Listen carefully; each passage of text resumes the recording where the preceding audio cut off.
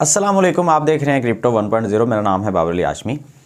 Trading करने के लिए हमें चार्टिंग करने की ज़रूरत पड़ती है कि हमने कहाँ पे ख़रीदना है, कहाँ पे बेचना है। सिंपल चीज़ है, ठीक है। उसके लिए अगर आपके पास एक मोबाइल फ़ोन है या आपके पास एक पीसी है, कंप्यूटर है या लैपटॉप है, सेम इंडिकेटर्स, सेम चार्टिंग के रूल्स, सब कुछ सेम होता है। सिर्फ ये होता है कि मोबाइल फ़ोन में छोटी स्क्रीन है, कंप्यूटर में बड़ी स्क्रीन है। सिर्फ ये डिफरेंस है, इसके अलावा कोई डिफरेंस नहीं होता, ठीक है। बाकी कुछ चंद डिफरेंस छोटे मोटे से होते हैं, उनमें आपको दिक्कत नहीं आएगी। मिसाल के तौर पे मैं आपको कंप्यूटर पे ये समझा रहा हूँ कि आपने एरो को ऐसे चलाना है, तो एरो की जगह पे आपकी फिंगर्स चल रही होती हैं, बस ये डिफरेंस है। इसके अलावा कोई डिफरेंस ऐसा, क्योंकि ट्रेडिंग व्यू के ऊपर हम कंप्यूटर पे भी काम करेंगे, ट्रेडिंग व्यू एप्लीकेशन के ऊपर हम मोबाइल पे भी काम कर सकते हैं। मैं आपको जो कंप्यूटर पे रिव्यू देने वाला हूँ आज, ये रिव्यू है इंडिकेटर्स के बारे में। कल मैंने आपको चार्ट पैटर्न्स के बारे में समझाया था कि आपने खुद चार्ट पैटर्न को कैसे देखना है, कैसे ढूंढना है, कैसे उनकी प्रैक्टिस करनी है और कैसे उनको हमने इंप्लीमेंट करना है, कैसे हमने उनके बारे में सोचना है। उनके बारे में और भी वीडियोस आएंगी जिसमें मैं आपको बार बार चार्ट पैटर्न जो है वो ढूंढ ढूंढ के दिखाऊंगा, ठीक है। आज की हमारी ये जो वीडियो है ये उससे भी ज़्यादा इंटरेस्टिंग होने वाली है। इंडिकेटर्स एक ऐसी चीज़ है जिसके बारे में आपको यूट्यूब पे बहुत सारी वीडियोस मिलेंगी। मूविंग एवरेज लगा लें, ठीक है, आप जो है ना EMA लगा लें, आप फ्ला इंडिकेटर लगा लें, ये कर लें, वो कर लें, RSI लगा लें, MACD लगा लें। आपको लोग कंफ्यूज कर देते हैं। मैं कंफ्यूज नहीं करूँगा, मैं आपका ये कंफ्यूजन दूर करने आया हूँ कि इंडिकेटर होते क्या हैं, कौन से इंडिकेटर ज़रूरी होते हैं, क्या इंडिकेटर लगाना ठीक है या हमें ये जो है वो मतलब किसी और तरफ लेके चले जाते हैं। ये चीज़ मैं आपको इस वीडियो में समझाने की कोशिश करूँगा। कंप्यूटर की स्क्रीन पे लेके चलूँगा। आपने कोशिश करनी है कि वीडियो को स्किप नहीं करना, आराम से बैठ के आपने वीडियो देखनी है, समझने की कोशिश करनी है। मैं जो इंडिकेटर यूज़ करता हूँ पहले मैं आपको उनका रिव्यू दूंगा, उसके बाद मैं आपको इंडिकेटर के बारे में थोड़ा सा जाते जाते गाइड भी कर दूंगा कि आपने कौन से यूज़ करने हैं, आपके लिए कौन से काम आएंगे। ठीक हो गया, चलते हैं कंप्यूटर की स्क्रीन पर। अगर आपने वीडियो को अभी तक लाइक नहीं किया तो लाइक कर लें, ये आपके लाइक बॉक्स में आ जाएगी, ताकि अगर मिसाल के तौर पे आपसे कुछ स्किप हो जाता है या आप कहीं काम में चले जाते हैं, सुबह सुबह का टाइम है, तो आप दोबारा से इस वीडियो को आसानी से ढूंढ सकें। वीडियो को लाइक कर लिया करें। अच्छा, ये आप कंप्यूटर की स्क्रीन देख रहे हैं, यहाँ पे आपके ये जो 50 की मूविंग एवरेज, EMA 20, 50, 100 एंड 200 यहाँ पे वॉल्यूम है हमें नज़र आ रहा है, और मूविंग एवरेज 300 हमें नज़र आ रहा है।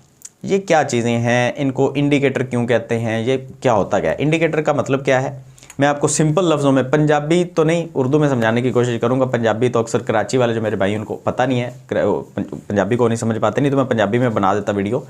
इंडिकेटर का मतलब है हमें इशारा देना। इशारा किस चीज़ का, कि पीछे जब मार्केट में प्राइस यहाँ पर थी तो तब लोगों ने क्या फ़ैसला किया था, इस चीज़ का इशारा दे रहे होते हैं इंडिकेटर। मैं आपको सिंपल यहाँ पे एक चीज़ लगा के दिखाता हूँ, आपको अभी थोड़ी सी समझ आ जाएगी। मिसाल के तौर पे हम यहाँ पे 50 की मूविंग एवरेज लगाते हैं, तो ये एक लाइन आपको नज़र आ गई ब्लैक कलर की।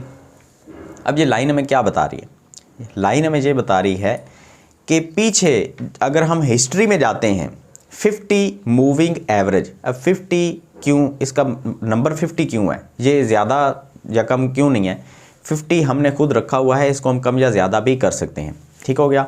अच्छा, 50 क्यों है, क्योंकि हमारे पास ये जो कैंडल्स आपको अभी नज़र आ रही हैं, ये 2 आवर की कैंडल है, ये वाली, ठीक है, 2 आवर की कैंडल, 2 घंटे की कैंडल है एक। इसमें अगर हम देखते हैं ना, यहाँ पे मैं आपको यहाँ पे दिखा देता हूँ कि हमारे पास कितना डाटा आ रहा है।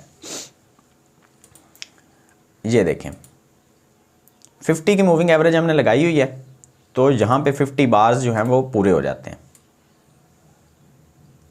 यहाँ पे ये देखें, ये आपके पास एक रेक्टेंगल शेप में आपके पास ये एक चीज़ आ गई। यहाँ पे नीचे आपको लिखा हुआ नज़र आ रहा है 50 बार्स, मतलब 50 कैंडल्स ये हमें नज़र आ रही हैं।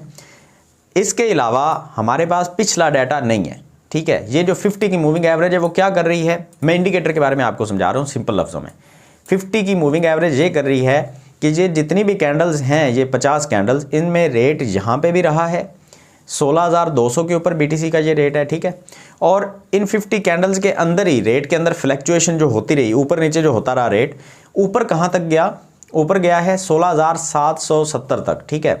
फिर नीचे आ गया, कहाँ तक आया 16,353 तक, फिर ऊपर चला गया, कहाँ तक गया 16,687 तक। अब ये बार बार ऊपर नीचे होता गया तो इस सारी कैंडल्स की एक एवरेज निकाली गई और वो एवरेज जो बनती है वो अब बन रही है 16,529 के ऊपर।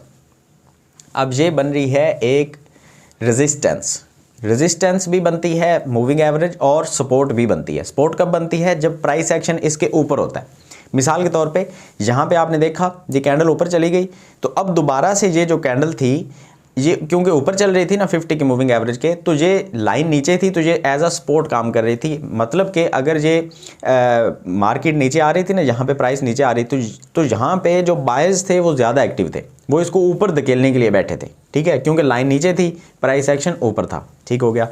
लेकिन क्या होता है जब सेलर ज़्यादा एक्टिव होते हैं तो वो इस लाइन को तोड़ के नीचे लेके आते हैं मार्केट को। अब यहाँ पे आपने देखा कि मार्केट जो है वो 50 की मूविंग एवरेज से नीचे ट्रेड हो रही है। अब नीचे ट्रेड हो रही है तो ऊपर जाने के लिए क्या होगा, 50 की मूविंग एवरेज को तोड़ के ऊपर जाना पड़ेगा, ब्रेकआउट करना पड़ेगा ना, तो ये अब रेजिस्टेंस के तौर पे काम कर रही है। हमारे पास एवरेज है 50 कैंडल्स की, उनकी सारी प्राइस का डाटा निकाल के एवरेज निकाल के ये लाइन हमें बता रही है कि वो 16,529 बनती है। और ये अभी जो है मार्केट इसके क्योंकि नीचे है तो चांसेस हैं कि मार्केट इससे ऊपर ना जाए, चांसेस होते हैं। ये नहीं है कि कभी जाएगी ही नहीं, ऐसा नहीं होता। मार्केट हमेशा ऊपर जाती है, नीचे भी आती है, सब कुछ चलता रहता है, लेकिन चांसेस ये होते हैं कि मार्केट इससे अब नीचे है तो बार बार इसको टच करके नीचे आएगी। अब ये चांस बन जाता है, जैसे आपने यहाँ पे देखा कि मार्केट इसको तोड़ के नीचे आ गई, ठीक है, तो ये चांस था कि मार्केट यहाँ पे इसको टच करके ऊपर भी चली जा सकती थी, लेकिन क्यों नहीं गई? वॉल्यूम कम होने की वजह से, सेलर के ज़्यादा एक्टिव होने की वजह से। अब यहाँ पे आप देखें काफ़ी सारी चीज़ें आपको इंडिकेट कर रही होती हैं। यहाँ पे आप देखें एक विक आपको ऊपर नज़र आई, ये भी विक आपको ऊपर नज़र आई, यहाँ पे ये सारी की सारी विक्स आपको ऊपर बड़ी बड़ी विक्स नज़र आ रही हैं। क्यों? क्योंकि मार्केट जब ऊपर जाती है तो ऊपर से सेलर बहुत ज़्यादा एक्टिव हैं, वो धकेल के मार्केट को नीचे भेजते हैं और मार्केट को तोड़ के ये 50 की मूविंग एवरेज को मार्केट को उन्होंने नीचे भेज दिया। तो ये होता है इंडिकेटर। इंडिकेटर हमें क्या बता रहा है कि 50 कैंडल्स का अगर हम डाटा निकालते हैं तो हमारे पास ये एक लाइन आती है। ठीक हो गया, समझ आ गई बात की। आगे चलते हैं। मैं एक ये इंडिकेटर यूज़ करता हूँ 50 की मूविंग एवरेज, और इससे बहुत ज़्यादा हेल्प मिल जाती है कि मार्केट जो है जब हम बड़ी टाइम फ्रेम के ऊपर होते हैं, मिसाल के तौर पे हम डेली की कैंडल के ऊपर आते हैं तो 50 की मूविंग एवरेज जो है ये हमें कहीं और नज़र आएगी। ठीक है, ये देखें ऊपर, कहीं ऊपर नज़र आ रही है क्योंकि हम डेली की कैंडल के ऊपर हैं।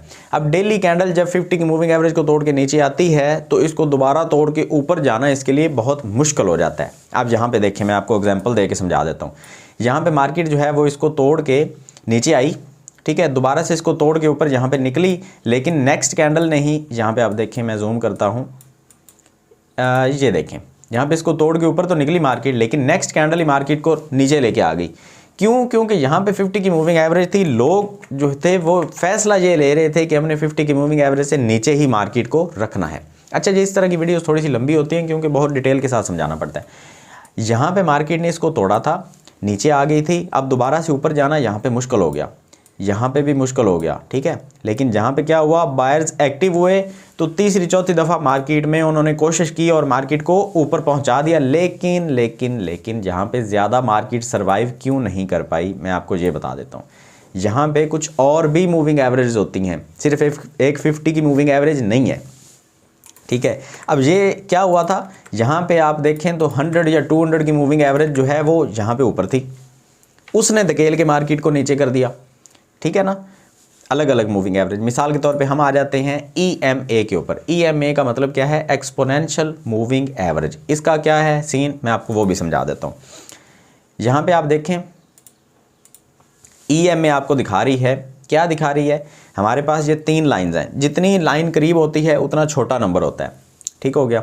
इंडिकेटर के बारे में बता रहा हूँ, ये हमारी मूविंग एवरेज के बारे में चीज़ नहीं है, मैं इंडिकेटर के बारे में आपको समझा रहा हूँ कि इंडिकेटर काम कैसे करते हैं। अच्छा, यहाँ पे आप देख लें, मैंने आपको बताया था कि एक और लाइन होगी जिसने मार्केट को धकेल के नीचे किया, उसको क्रॉस करना मार्केट के लिए मुश्किल हो गया था। अब ये एक लाइन तो बहुत ऊपर है, इसकी एक रेजिस्टेंस तो अभी बननी थी। आप यहाँ पे देखें, ये वाला पहले मार्केट ने तोड़ा ये 20 की मूविंग एवरेज को, उसके बाद तोड़ा 50 की मूविंग एवरेज को, और उसके बाद तीसरी ये जो लाइन है ये 100 की मूविंग एवरेज है। मैं आपको यही बता रहा था कि मार्केट जब 50 की मूविंग एवरेज को तोड़ के ऊपर निकल गई तो यहाँ पे 100 की मूविंग एवरेज को तोड़ के ऊपर निकलना मार्केट के लिए मुश्किल हो गया, मार्केट फिर से नीचे आ गई। और क्योंकि ये एक रेजिस्टेंस बनी तो लोग यहाँ पे तेज़ी से सेल करना शुरू कर गए और मार्केट को धकेल के नीचे कर दिया। अब आप देखें 3-4 जो मूविंग एवरेज की लाइन्स हैं वो सारी ऊपर हैं। अब क्या होगा, मार्केट ऊपर जाएगी, सबसे पहले मार्केट को धकेला जाएगा 17,000 के ऊपर, ठीक है। उसके बाद मार्केट को धकेला जाएगा 18,200 के ऊपर। उसके बाद मार्केट को रेजिस्टेंस नज़र आएगी 19,640 के ऊपर। उसके बाद मार्केट जो है वो रेजिस्टेंस बनेगी 23,400 के ऊपर। समझ आ गई मेरी बात? आपको अच्छे तरीके से क्लैरिटी मिल रही है कि ये जो लाइंस हैं हम लगाते हैं तो हमारे पास ये अगर लाइन ऊपर है तो ये मार्केट की रेजिस्टेंस के तौर पे काम कर रही होती हैं। अगर ये लाइन सारी नीचे हैं और मार्केट चलती चलती इनके ऊपर चली गई, ठीक है, तो ये सारी मार्केट क्या होगी, इनको एज आ सपोर्ट यूज़ करेगी। जब मार्केट नीचे गिरेगी तो सबसे पहले जो है वो ये लाइन 200 की मूविंग एवरेज की जो लाइन है वो एज अ सपोर्ट काम करेगी, धकेल के ऊपर लेके जाएगी। दूसरी लाइन, तीसरी, फिर चौथी। अगर इन चारों को तोड़ के मार्केट नीचे निकलती है तो फिर हम समझेंगे कि मार्केट बेरिश हो चुकी है। ये इंडिकेटर का काम है। इंडिकेटर्स बहुत सारे तरह के होते हैं। हम ये मूविंग एवरेज और एक्सपोनेंशियल मूविंग एवरेज के बारे में अभी तक बात कर चुके हैं। अगर हम इंडिकेटर के बारे में और मज़ीद जानना चाहें तो मिसाल के तौर पे हमारे पास यहाँ पे इंडिकेटर की एक बहुत बड़ी लिस्ट है, तो हम कैसे जानेंगे कि हमारे लिए कौन सा इंडिकेटर काम करेगा। मैं आपको कंफ्यूज नहीं करूँगा, मैं आपको सिंपल बता देता हूँ। सबसे पहले आपने चार्ट पैटर्न्स को सीखना होता है, कैंडल पैटर्न्स को सीखना होता है। जब ये आप बहुत ज़्यादा इनमें एक्सपीरियंस हासिल कर लें, आप देखें चार्ट को तो आपको पता चले ये चार्ट पैटर्न बन रहा है, यहाँ से ब्रेकआउट होगा, ऐसे होगा, नीचे आएगी मार्केट, ऊपर जाएगी, ये आपकी नज़रों ने समझना शुरू कर दिया। फिर उसके बाद बारी आती है इंडिकेटर्स की, और तब तक आपको ये भी समझ आ जानी चाहिए कि हॉरिजेंटल रेजिस्टेंस क्या होती है। हमने हॉरिजेंटल रेजिस्टेंस भी लगा ली, वो सारी चीज़ें आपको पता चल गई। अब आती है बारी इंडिकेटर की। अब हम इंडिकेटर से हेल्प लेंगे। इंडिकेटर 100% काम नहीं करते। इंडिकेटर कितना काम करते हैं? 20 to 35%। क्यों? क्योंकि ज़्यादातर जो मार्केट में फैसले लिए जाते हैं वो लिए जाते हैं चार्ट पैटर्न्स या फंडामेंटल्स को लेके। फंडामेंटल्स क्या होते हैं? खबरें, बुनियादी चीज़ें। मिसाल के तौर पे कोई एक बहुत बड़ी शख्सियत, जो बाइडन मिसाल के तौर पे अमेरिकन प्रेसिडेंट, आके ऐलान कर देते हैं कि हम बिटकॉइन ख़रीद के रखने वाले हैं। अब इसके लिए कोई मूविंग एवरेज, कोई चार्ट पैटर्न, कैंडल पैटर्न बनना ज़रूरी नहीं है बिटकॉइन को ऊपर लेके जाने के लिए। प्रेसिडेंट, अमेरिका के प्रेसिडेंट ने आके कह दिया कि हम बिटकॉइन को ख़रीदने वाले हैं, तो मैंने जैसे ही सुना मुझे पता चला भाई अमेरिका के प्रेसिडेंट आके कह रहे हैं, तो क्या होगा, बिटकॉइन तो अब छलांग लगाएगा ऊपर, मैं जल्दी से ख़रीद लूँगा। और क्या होगा, मैं जैसे ही ख़रीदूँगा तो मतलब अमेरिका के प्रेसिडेंट को सुनने के बाद मैं अकेला नहीं खरीदूंगा, बहुत सारे लोग खरीदेंगे, लाखों की तादाद में वो खबरें सुन रहे होंगे, वो सारे मिलके खरीदेंगे। तो उनके खरीदने की वजह से भी और अमेरिका के प्रेसिडेंट के खरीदने की वजह से भी बिटकॉइन की प्राइस अब ऊपर भागेगी बहुत तेज़ी से। बड़ी बड़ी कैंडल्स हमें ग्रीन नज़र आएंगी। तो वहाँ पे मूविंग एवरेज को देखना ज़रूरी नहीं है, वहाँ पे चार्ट पैटर्न्स, कैंडल पैटर्न्स को देखना ज़रूरी नहीं है। इसलिए कहते हैं फंडामेंटल्स बाप होते हैं चार्टिंग के, चार्टिंग मतलब के टेक्निकल एनालिसिस के। लेकिन जब कोई खबर मार्केट में नहीं होती, मार्केट सुकून में है, बिल्कुल कोई जंग नहीं छिड़ी हुई, कोई बिटकॉइन को ख़रीदने की बात नहीं कर रहा, कोई बेचने की बात नहीं कर रहा, कोई क्रिप्टो करेंसी को बैन करने की बात नहीं कर रहा, ये सारी चीज़ें अगर नहीं है, कोई खबर नहीं है, मार्केट में बिल्कुल खामोशी है, खबरें नहीं चल रही, तब क्या होगा, तब लोग फैसला करते हैं chart patterns, indicators, candle patterns को देख के। समझ आ गई मेरी बात? तो टेक्निकल एनालिसिस डेली करना ज़रूरी होता है। लेकिन अगर कोई खबर आ जाती है बुरी, मिसाल के तौर पे अमेरिका के प्रेसिडेंट आके ये कह देते हैं कि बिटकॉइन को ना खरीदें, हम इसको बैन करने वाले हैं, तो क्या होगा, जिसके पास जितना बिटकॉइन पड़ा है वो सारा बेच देगा। तो वहाँ पे चार्ट पैटर्न्स मैटर नहीं करते। इसलिए मैं कहता हूँ टेक्निकल एनालिसिस आपके लिए ज़रूरी बहुत है। लेकिन यहाँ पे 80% जो मार्केट को ड्राइव किया जाता है वो किया जाता है फंडामेंटल्स के साथ, मार्केट में खबरें फैला के। तो हमारे पास ये जितनी भी लिस्ट है इंडिकेटर की, यहाँ पे ये कुछ मेरे फेवरेट इंडिकेटर हैं। ऑसम ऑस्किलेटर है, बिटकॉइन पावर लॉ कॉरिडोर है, EMA, एथेरियम लॉगरिथमिक, उसके अलावा मतलब ये सारे हल सूट, ये काफ़ी सारे इंडिकेटर्स मेरे पास हैं। QQE मूड हमारे पास इंडिकेटर है, थ्रेशोल्ड है, रिलेटिव स्ट्रेंथ इंडेक्स RSI के बारे में फिर किसी वीडियो में बात करेंगे, ये वीडियो ज़्यादा लंबी हो रही है। मैं जस्ट आपको इंडिकेटर के बारे में एक चीज़ समझाना चाह रहा था कि इंडिकेटर्स ज़रूरी हैं, लेकिन उतने नहीं जितने आपको वीडियो के अंदर बता के आपको कंफ्यूज किया जाता है कि ये इंडिकेटर लगाओ, ये इंडिकेटर लगाओ। नहीं, ये उतने ज़रूरी नहीं है। आप जस्ट मूविंग एवरेज को यूज़ कर लें, एक नहीं, दो नहीं, 3 किस्म की कर लें। आप एक्सपोनेंशियल मूविंग एवरेज का एक इंडिकेटर आता है, आप जहाँ पे लिखेंगे EMA, तो आपके पास यहाँ पे EMA 20, 50, 100 और 200, ये 4 किस्म की लाइंस आपको एक इंडिकेटर के अंदर मिलती हैं, जो कि मैं ऑलरेडी आपको ये लगा के दिखा चुका हूँ। ये एक इंडिकेटर आपके लिए बहुत है, आप लगाएंगे आपको पता चलेगा मार्केट में फर्स्ट रेजिस्टेंस कौन सी है, सेकंड, थर्ड, फोर्थ। नीचे है तो ये रेजिस्टेंस है, अगर मार्केट इनके ऊपर है तो ये सपोर्ट है। ये मतलब कि यहाँ पे बायर्स बैठे हुए हैं। समझ आ गई मेरी बात? तो इंडिकेटर्स इतने ज़रूरी नहीं हैं जितने हमें मार्केट में बहुत सारे लोग कंफ्यूज कर रहे हैं कि इंडिकेटर्स लगाएं, ये लगा लें प्रॉफिट हासिल कर लें, ये कर लें प्रॉफिट हासिल कर लें। नहीं, ये जस्ट आपको थोड़ी सी हेल्प कर देते हैं 20%। बाकी सारी चीज़ें जो हैं वो चार्ट पैटर्न्स और फंडामेंटल्स के ऊपर चल रही होती हैं। तो अगर मतलब ये वीडियो अकेली नहीं है, इसके बाद भी और बहुत सारी वीडियोस आएंगी। मैं कोशिश करता हूँ कि मैं सिर्फ एक वीडियो के अंदर किसी एक चीज़ को डिस्कस ना करूँ। मेरी कोशिश होती है कि मैं बहुत सारी चीज़ों को मिक्सअप करके आपके सामने पेश करूँ ताकि आपकी हेल्प हो जाए, आपको crypto market, stock market, forex trading के लिए आपको हेल्प मिल जाए। ठीक है, तो ये चार्टिंग के ऊपर हमारी और बहुत सारी वीडियोज़ आएंगी।